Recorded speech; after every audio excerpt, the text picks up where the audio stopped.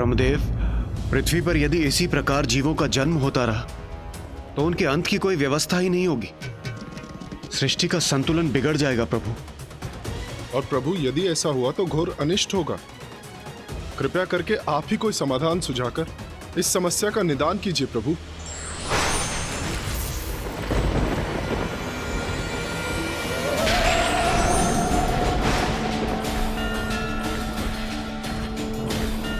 प्रणाम देवी भैरवी। प्रणाम देवी। मृत्यु मृत्यु मृत्यु।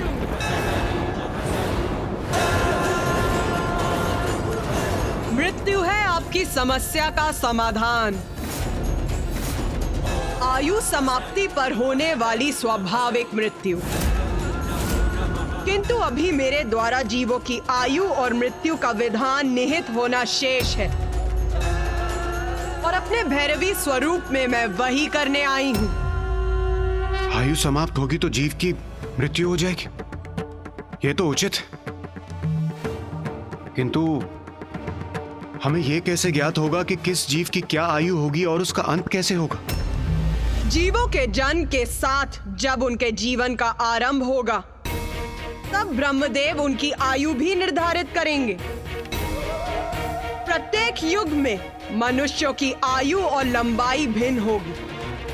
सतयुग में मनुष्यों की आयु 100 सहस्त्र वर्ष और लंबाई 21 हाथ होगी।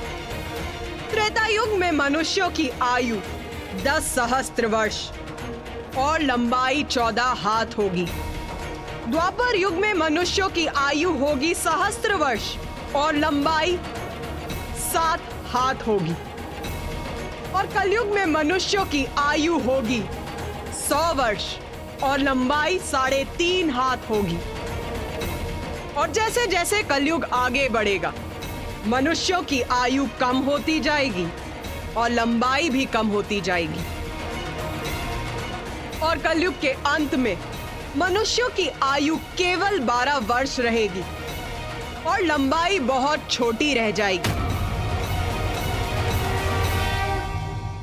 सामान्य रूप से युग के अनुसार मनुष्यों की यही आयु अवधि रहेगी, किंतु प्रत्येक मनुष्य की वास्तविक आयु उसके पूर्व जन्म के कर्मों के अनुसार उसके जन्म के समय निर्धारित होगी, जो दीर्घ भी हो सकती है और अल्प भी हो सकती है। माता, मनुष्यों की मृत्यु के बाद उनका तन मिट जाएगा, किंतु आत्मा कहाँ जाएगी? मेरे भुवनेश्वरी स्वरूप में 14 लोकों की रचना की थी मैंने।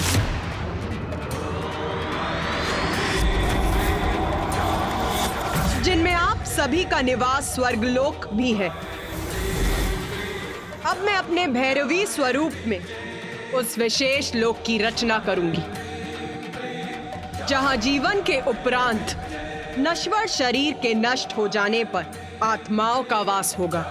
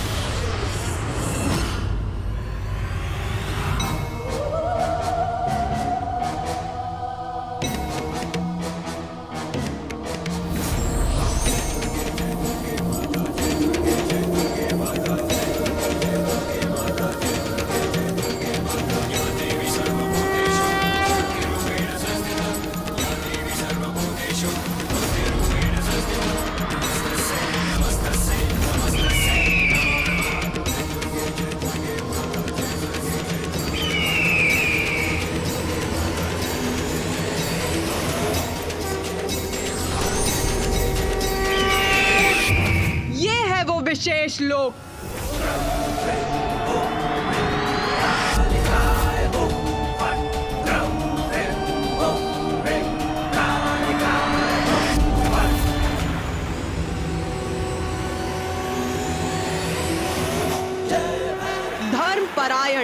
और सदाचारी जीवों की आत्माओं को यहाँ स्वर्ग लोक के सुखों का अनुभव होगा, और जो दुराचारी और धर्म भ्रष्ट जीवों की आत्माएं होंगी, ये लोक उनके लिए नर्क के समान होगा।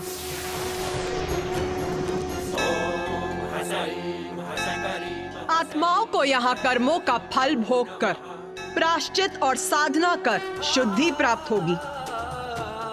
प्रत्येक मनुष्य को उसके कर्मों के अनुसार मेरे देवी भुवनेश्वरी द्वारा रचित भिन्न लोकों में जाना होगा। जो सत्कर्म कर यहाँ पहुंचेंगे, उन्हें यहाँ के बाद स्वर्ग में स्थान प्राप्त होगा, और दुष्कर्मियों की आत्माओं को निम्न लोकों में जाना होगा। किंतु जिन जीवों के लिए भक्ति ही सर्वोपरि रही, मेरी या किसी अन्य ईश्वर की, उन्हें मोक्ष की प्राप्ति होगी, और वो विष्णु लोक, ब्रह्मलोक अथवा कैलाश अर्थात दिव्य लोकों में स्थित होंगे। अद्भुत माता, जीवन और मृत्यु के चक्र को स्थापित करने हेतु प्रकृति के संतुलन को सुचारू रूप से बनाए रखने के लिए आपने अपने माता भैरवी स्वरूप में एक ऐसे लोक का निर्माण किया जहां मृत्यु के उपरांत आत्माओं का निवास हो।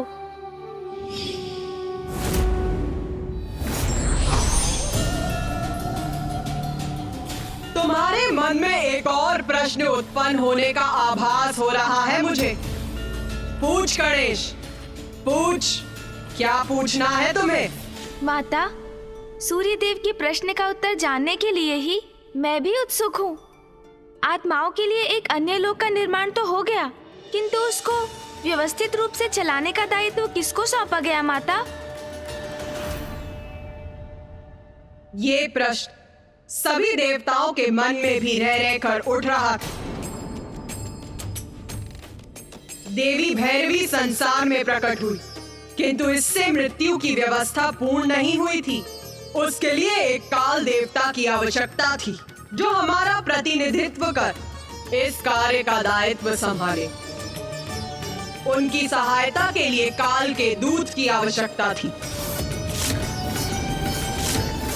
और जो जीवों की आत्माओं को बंदी बनाए, उस पाश की आवश्यकता थी। पाश?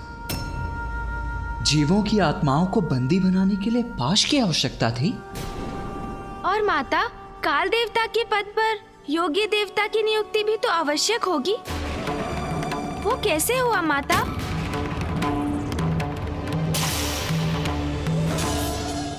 प्रश्न पूछ रहे हो तो उसका उत्तर पाने का धैर्य भी रखो। हमें क्षमा कीजिए माता। सर्वप्रथम ये प्रश्न सूर्यदेव के मन में भी उत्पन्न हुआ था, किंतु उन्हें कहा गया था कि इस प्रश्न का उत्तर उनसे ही जुड़ा हुआ था। उत्तर सूर्यदेव से जुड़ा था, अर्थात माता?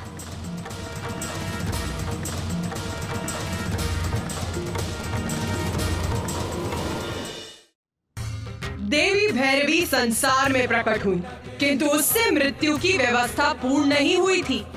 उसके लिए एक काल देवता की आवश्यकता थी। काल देवता के पद पर योग्य देवता की नियुक्ति भी तो आवश्यक होगी। वो कैसे हुआ माता? सर्वप्रथम ये प्रश्न सूर्यदेव के मन में भी उत्पन्न हुआ था। सूर्यदेव का विवाह देव शिल्पी विश्वकर्मा की पुत्री देवी संज्ञा से हुआ था। जब मैंने आदित्य सूर्य का सृजन किया था, तब उनके तेज का उत्पन्न होना आरंभ ही हुआ था। तब उनकी एक पुत्री यमी और एक पुत्र यम, 2 संतानें हुई थी। कुछ समय के लिए तो सब कुछ कुशल था, किंतु समय के साथ सूर्य का तेज बढ़ता गया।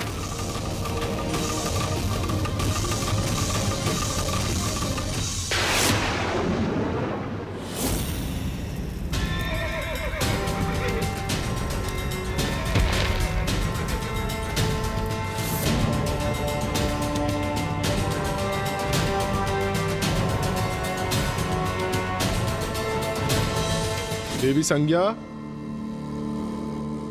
देवी संज्ञा कहाँ हैं आप?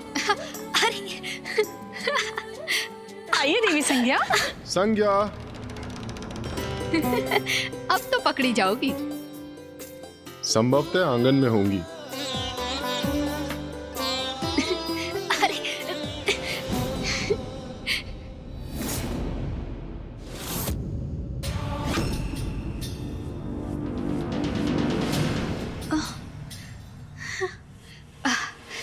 इतना प्रचंड तेज, इतना तीव्र प्रकाश। ओह,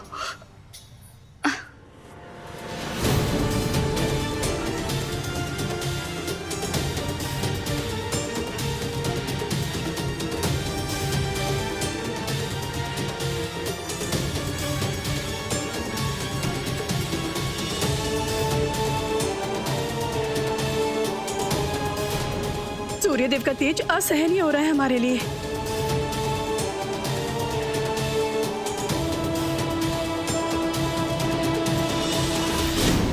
स्वामी, इस तीव्र ताप का यही अर्थ है कि स्वामी निकट हैं।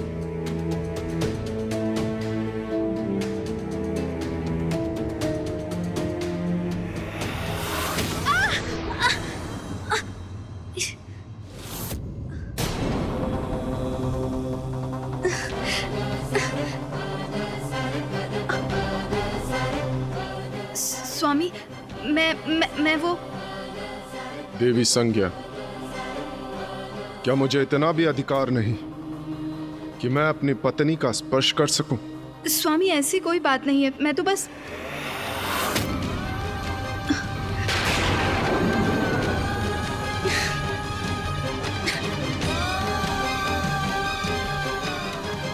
देवी संज्ञा,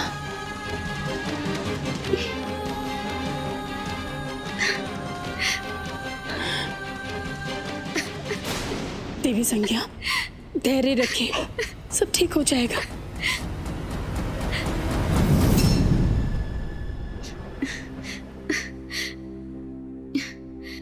स्वामी, मुझे समझने का प्रयास कीजिए। आपके प्रचंड तेज को सहने में मुझे बहुत कठिनाई होती है। तो आप मुझसे क्या अपेक्षा करती हैं देवी संज्ञा? मैं सूर्यदेव हूं। अपने तेज और अपनी ऊर्जा से संसार को जीवन प्रदान करता हूं, किंतु मेरी पत्नी मेरे उसी तेज और मेरे उसी ऊर्जा के कारण मेरे निकट आने में असमर्थ है। और यदि ऐसा ही है तो क्या मैं यहां से कहीं चला जाऊं, अथवा आप सदा के लिए अपने पिता के निवास लौटना चाहती हैं? किंतु स्मरण रहे, आप सूर्यलोक की स्वामिनी है। आपके दायित्व है। आपका पुत्र है जो शीघ्र अपने तप के लिए प्रस्थान करने वाला है। और यदि आप भी यहां से चली गई तो मैं एकाकी कैसे रहूंगा? नहीं, आप कहीं नहीं जा सकती। समाधान भी आप ही को ढूंढना होगा, क्योंकि समस्या आपकी है, मेरी नहीं। आपका पति हूं मैं, और आपका सानिध्य प्राप्त करना मेरा अधिकार है।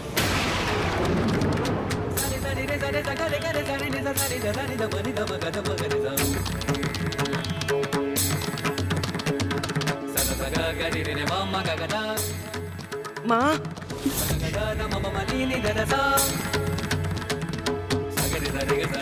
माँ,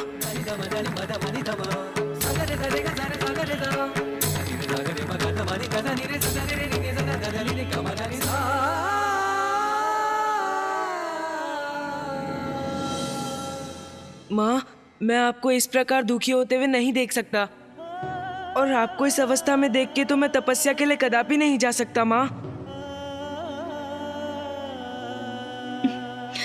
पुत्र, तपस्या के लिए तुम्हारा जाना अत्यंत महत्वपूर्ण है। तुम धर्म परायण हो और तप तुम्हारा धर्म है, इसलिए तुम्हारा तप के लिए जाना उचित है। तुम मेरी चिंता त्याग दो और तुम तपस्या के लिए अवश्य जाओ। मैं यहाँ कुशल रहूंगी। उचित है माँ। प्रणाम। माँ, मैं आपका आदेश नहीं टाल सकता, इसीलिए अवश्य जाऊंगा मैं, किंतु अपना तप संपन्न कर शीघ्र ही लौटूंगा।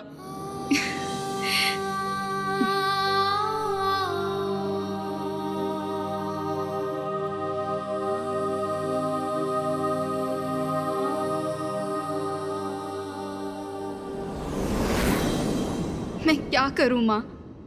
जैसे जैसे स्वामी का तेज बढ़ता जा रहा है, मैं उनके निकट जाने में, यहाँ तक कि उन्हें देख पाने में भी असमर्थ हूँ।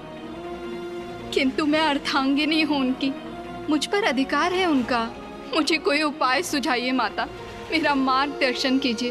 मैं करूँ तो क्या करूँ? मैं करूँ तो क्या करूँ माँ?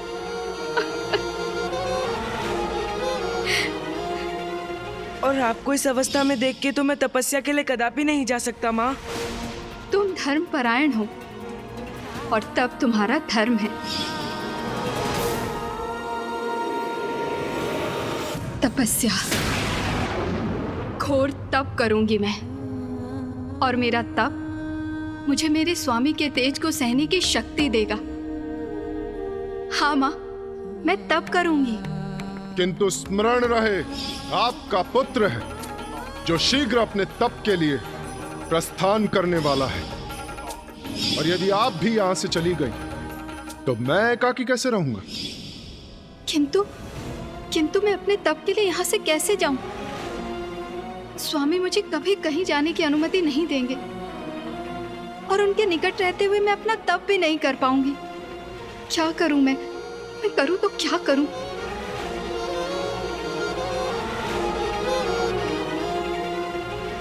माँ, माँ, इस दुविधा से मुझे मुक्ति दिलाइए माँ। कोई उपाय सुझाइए, कोई उपाय सुझाइए, कोई उपाय सुझाइए, कोई उपाय सुझाइए।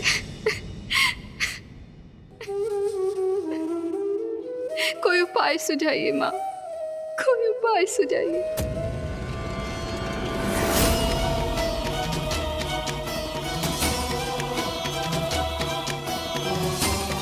मेरी प्रतिछाया, मेरी प्रतिछाया माँ। उस रात्रि देवी संज्ञा को यह आभास हुआ कि वो अपने तप के लिए तभी जा सकेंगी जब वो अपने किसी प्रतिरूप को छोड़कर जाएंगी, और उनका प्रतिरूप उनकी प्रतिछाया के सिवाय और कौन हो सकता था?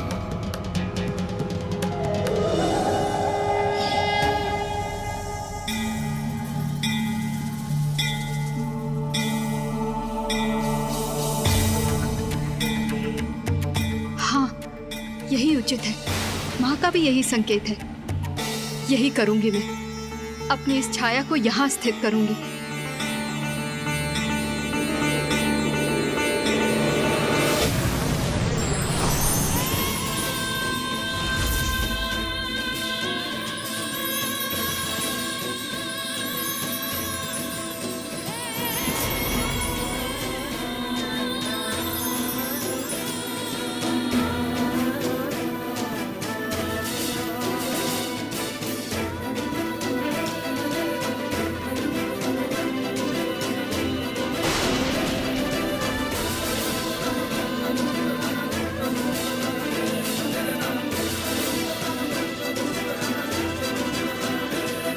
मैं देव शिल्पी विश्वकर्मा की पुत्री, सूर्यदेव की पत्नी देवी संज्ञा, तुम्हें सजीव होने का आदेश देती हूँ।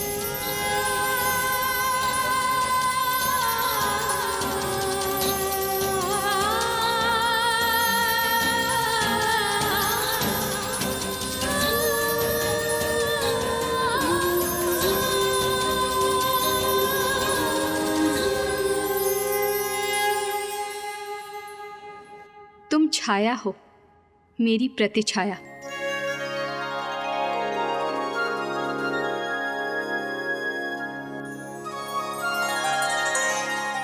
और देवी संज्ञा अपनी छाया को सूर्यलोक में छोड़कर पृथ्वी पर तप करने के लिए चली गई।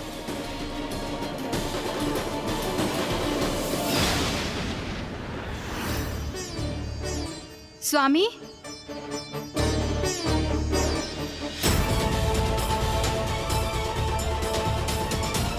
मुझे पुकारने का क्या लाभ देवी संज्ञा?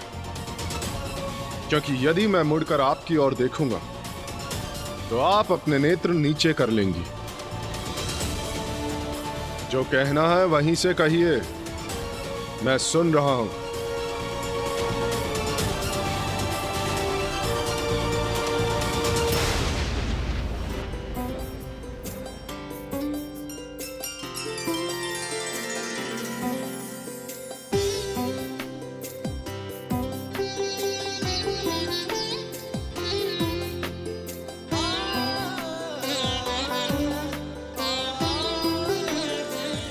स्वामी, आपको पूजा का प्रसाद दिए बिना मैं आपको कैसे जाने देती? देवी संज्ञा, क्या क्या ये सत्य है? क्या मेरा तेज आपको प्रभावित नहीं कर रहा? ये कैसे संभव किया आपने?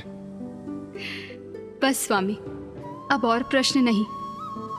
आप निश्चिंत होकर अपनी यात्रा पर जाइए, क्योंकि अब सब कुछ कुशल है। उचित है देवी।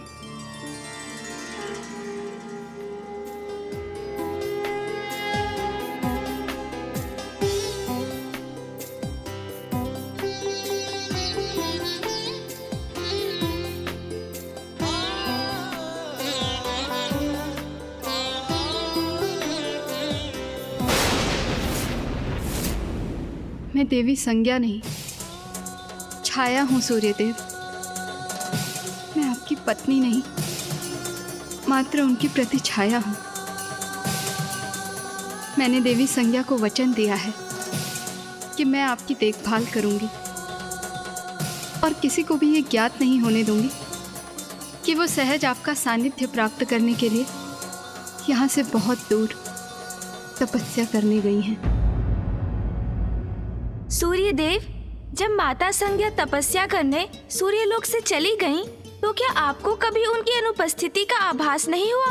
क्या ऐसा कभी प्रतीत नहीं हुआ कि छाया माँ संज्ञा माँ तो है ही नहीं? प्रथम पूज्य गणेश जी, देवी छाया देवी संज्ञा की प्रतिरूप थी। सभी प्रकार से वो उनके समान थी और मैं भी अपनी पत्नी का साथ पुनः पाकर अत्यंत प्रसन्न था। और जब भी मैंने उनके भीतर आए हुए परिवर्तन का रहस्य जानने का प्रयास किया तो सदा उन्होंने उस प्रश्न को टाल दिया। तब तनिक शंका अवश्य होती थी मुझे। तो क्या आप कभी सत्य ज्ञात कर सके सूर्यदेव? हाँ गणेश जी। ये सत्य कैसे जाना आपने सूर्यदेव, बताइए ना। गणेश, तुम पुनः वो प्रश्न पूछ रहे हो जिसका उत्तर देने का समय अभी नहीं आया है। क्षमा कीजिए माता, मैं तो बस उत्सुकतावश पूछ रहा था। धैर्य गणेश, धैर्य। तुम्हारी उत्सुकता अवश्य शांत होगी। तो सुनो, सूर्यदेव के पूर्व किसी अन्य को यह ज्ञात हो गया था कि देवी छाया उनकी पत्नी देवी संज्ञा नहीं है। अब तुम्हारे मन में उत्पन्न होने वाले प्रश्न का उत्तर देने के लिए मैं एक प्रश्न पूछती हूँ तुमसे। उचित है माता। उस समय का विचार करो गणेश, जब देवी पार्वती में परिवर्तन आने प्रारंभ हुए थे तो सर्वप्रथम उसका आभास किसे हुआ था? महादेव को, कुमार कार्तिकेय को, या तुम्हें?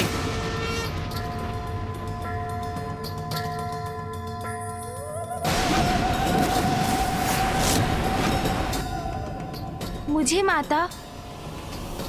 ओह, मैं आपका संकेत समझ गया माता।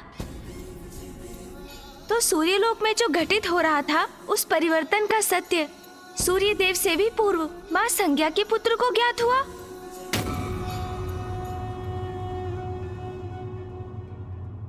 देवी छाया यम से अपना सत्य नहीं छिपा सकी, क्योंकि माँ के आंचल की ममता, माँ की ममता भरी दृष्टि और उनमें आया हुआ परिवर्तन संतान के नेत्रों से छिपाया नहीं जा सकता।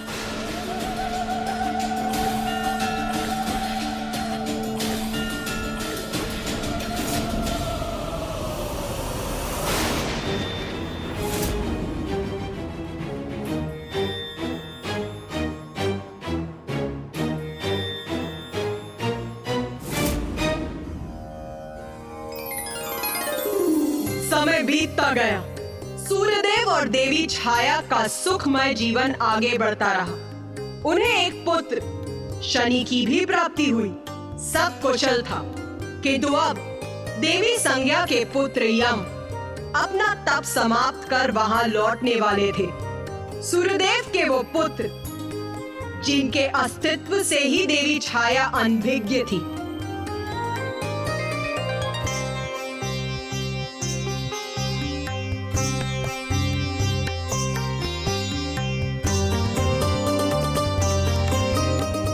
माँ कितनी आनंदित है, अर्थात यहाँ सब कुशल है।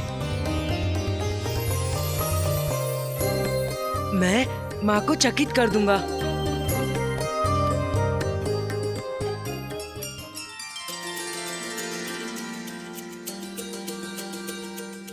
स्वामी,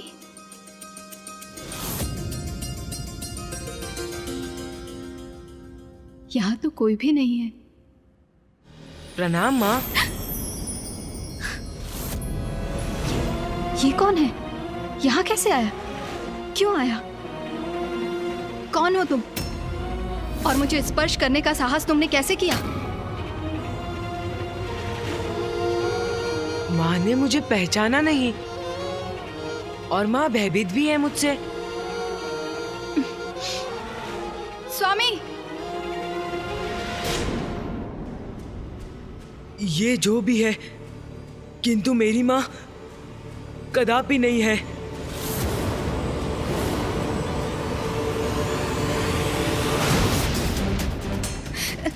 स्वामी, स्वामी, स्वामी देखिए वहाँ पे क्या कोई हुआ? है।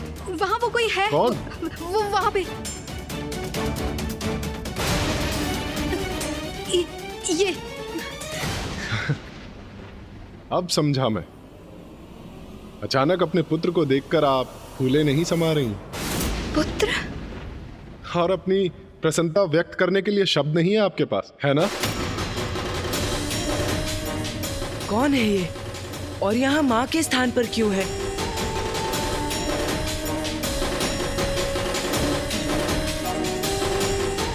देवी संज्ञा, अब यहाँ स्तब्ध खड़ी रहेंगी? इतने समय बाद लौटा है आपका पुत्र। क्या उसके लिए उत्तम भोजन का प्रबंध नहीं करेंगी? जी स्वामी, उचित है।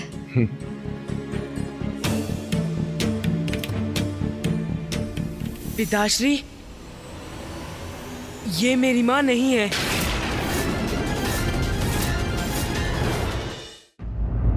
ये मेरी माँ नहीं है पिताश्री। ये कैसा अनुचित कथन है यम का? ये क्या दृष्टता कर रहे हो तुम? ये तुम्हारी माँ नहीं है? ये कहने का क्या अर्थ है तुम्हारा? स्वामी,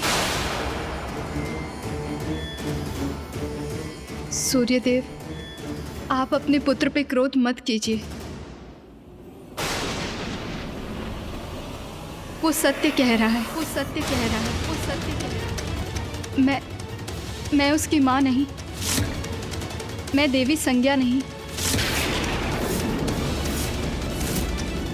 मैं छाया हूँ, आपकी पत्नी देवी संज्ञा की प्रतिछाया। आपकी पत्नी देवी संज्ञा की प्रतिछाया। आपकी पत्नी देवी संज्ञा की प्रतिछाया। देवी संज्ञा की छाया? मेरी पत्नी की छाया? मैं देव शिल्पी विश्वकर्मा की पुत्री, सूर्यदेव की पत्नी देवी संज्ञा, तुम्हें सजीव होने का आदेश देती हूँ।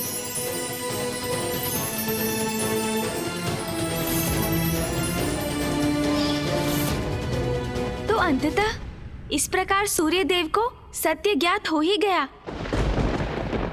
हाँ, देवी छाया ने अपना सत्य विस्तार से सूर्यदेव को बताया और उन्हें आभास हो गया कि अपने अत्यधिक तेज के कारण वो अपनी पत्नी देवी संज्ञा का सानिध्य प्राप्त नहीं कर सकते।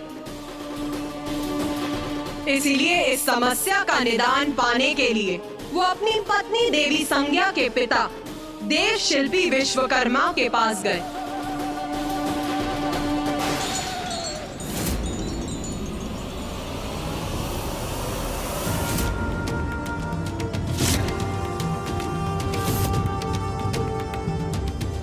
अपना तेज घटा नहीं सकता और मेरे तेज के कारण आपकी पुत्री और मेरी पत्नी संज्ञा मेरे निकट नहीं आ सकती। इसीलिए वो छाया को मेरे पास छोड़कर मुझसे दूर चली गई है तप करने। अब आप ही इस समस्या का कोई निदान सुझाइए ससुर श्री। बताइए मुझे कि मैं क्या करूं? मैं क्या करूं?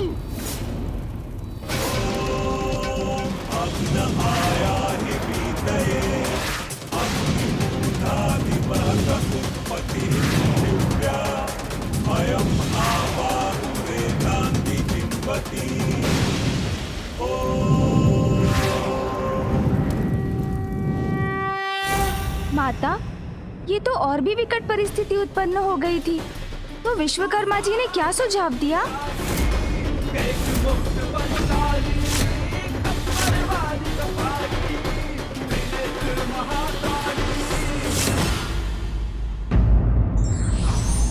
सत्य तो सत्य है, उजागर हो ही जाता है। इसलिए हमें सदैव सत्य के मार्ग का ही चुनाव करना चाहिए।